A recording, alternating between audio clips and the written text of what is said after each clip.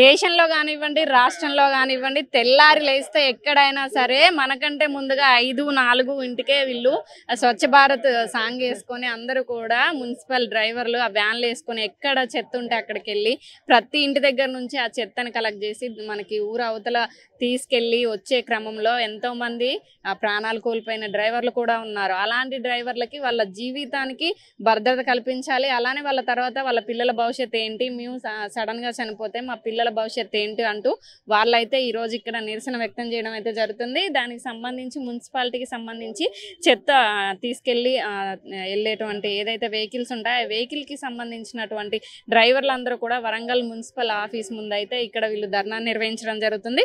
వారితో మాట్లాడే ప్రయత్నం చేద్దాం. చెప్పండి అన్న, అంటే అసలు మీ ప్రాబ్లం ఏంటి, మీరు ఎందుకు ఇక్కడ ఇలా నిరసన వ్యక్తం చేస్తున్నారు?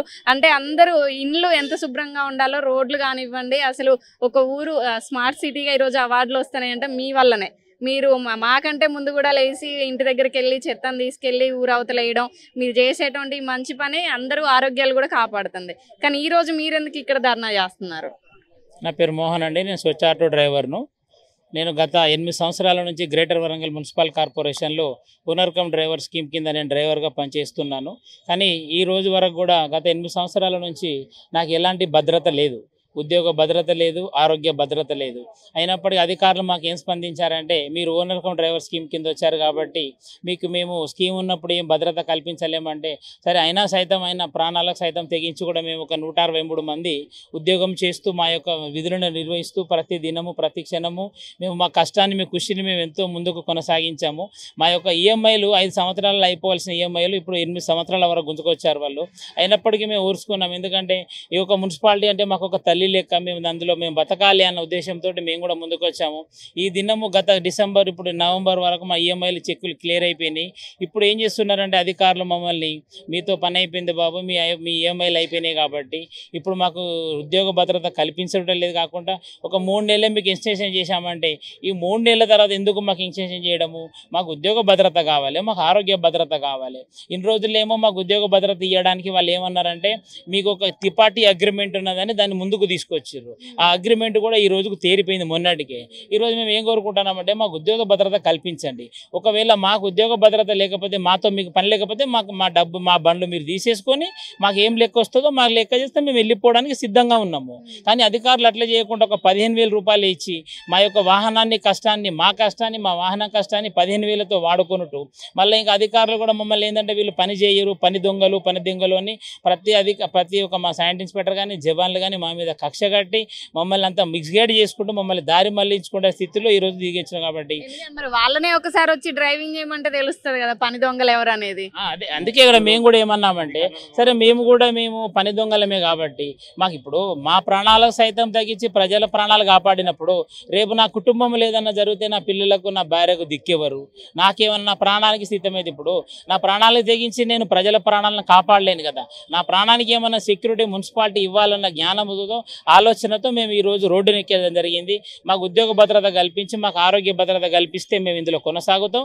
లేకపోతే మా వాహనాలు మీరే ఇచ్చిన ఈ వాహనాలు ఇక్కడి నుంచే తీసుకుపోయినాము. అదే ప్లేస్లో పచ్చ జెండా ఊపిన కమిషనర్ మేడం, ఆనాడు పాలక వర్గము మేయర్ గారు నన్నపురి నరేందర్ గారు ఉన్నారు. దాని తర్వాత మమ్మల్ని మున్సిపాలిటీ గ్యార్బేజ్లో కలిపేసి మేము ఈరోజు మున్సిపాలిటీ గ్యార్బేజ్ కలెక్షన్ చేసుకుంటాంది కారణం అని అంటే మేమే. ప్రతి ఇంటికి డోర్ టు డోర్ మేము వారికి డబ్బులు కట్టాలి, చెత్తకు బిల్లు కడితేనే చెత్త ఇంట్లో నుంచి పోతాను అవగాహన కల్పించింది మేము. కానీ మమ్మల్ని మా కష్టాన్ని వాడుకొని ఈరోజు కొన్ని కోట్ల రూపాయల కలెక్షన్ వస్తుంటే మున్సిపాలిటీ దాన్ని దోసుకుంటుంది. మాకు ఇచ్చే కష్టానికి తక్కువ వాళ్ళు అయినా మేము కూడా అప్పుడు 60 మంది ఎవరైతే చెత్త ఇంట్లో నుంచి చేయడానికి వస్తారో వాళ్ళలో నుంచి రేజ్ అయ్యే ఒక క్వశ్చన్, ఆల్రెడీ మేము ఇంటి పన్నులో కడుతున్నాము, మళ్ళీ మీకెందుకు మేము ఇవాళ డబ్బులు అంటూ కూడా చాలా మంది ఇవ్వట్లేదు. ఆల్రెడీ వాళ్ళు పే చేస్తున్నారు, వాస్తవానికి అది మీ నుంచి రావట్లేదు కానీ గవర్నమెంట్కి వెళ్తుంది. మరి దాని పరిస్థితి ఏంటి? అట్లా ఇప్పుడు మేము చేసిన కష్టాన్ని వాళ్ళు ప్రజలు కూడా గుర్తించి ఈరోజు వాళ్ళు గ్యార్బేజ్ బిల్లు కడుతున్నారు అని అంటే కేవలం మేము చేసిన మొబిలిటేషనే వారికి. మేము చేసిన కష్టాన్ని గుర్తించి వాళ్ళు చెత్తకు బిల్లు కడుతున్నారు. వాళ్ళు గడుచున్న కొన్ని లక్షల, ఒక్కిళ్ళు కాదు కదా, లక్షల హౌజెస్ తరఫు నుంచి కొన్ని కోట్ల రూపాయల టర్న్ ఓవర్ సంవత్సరానికి మున్సిపాలిటీలో జరుగుతుంది.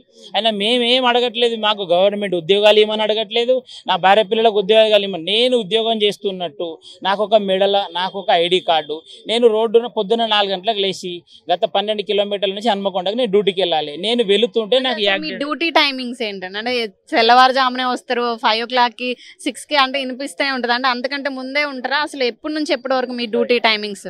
మేము 4 గంటలకు ఇంట్లో లేచి ఎగ్జాక్ట్లీ మేము హాజరు పాయింట్ కాడికి 5 గంటలకు మేము హాజరు ఉండాలి. అక్కడ 5 గంటలకు హాజరు వేసుకొని అర్ధ గంట సేపు బ్రేక్ ఉంటుంది.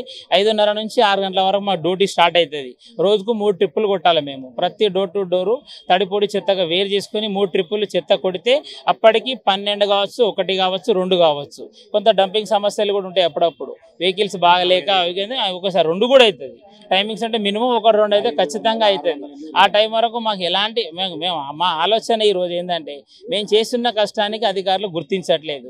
ప్రజల దగ్గర నుంచి స్పందన మాకు ఎలాంటిది లేదు. ఎందుకంటే అధికారులు మమ్మల్ని గుర్తించి మాకు ఉద్యోగ భద్రత కల్పించి మా ఆరోగ్యానికి భద్రత కల్పిస్తే మేము ఇందులో కొనసాగడానికి మాత్రమే ఇప్పుడు ఈరోజు నిరసనగా 160 మంది రోడ్ ఎక్కడం జరిగింది. ఎందుకంటే సంబంధిత అధికారులతో ఇంతకుముందు మాట్లాడారా, నేరుగా ధర్నా చేస్తున్నారా?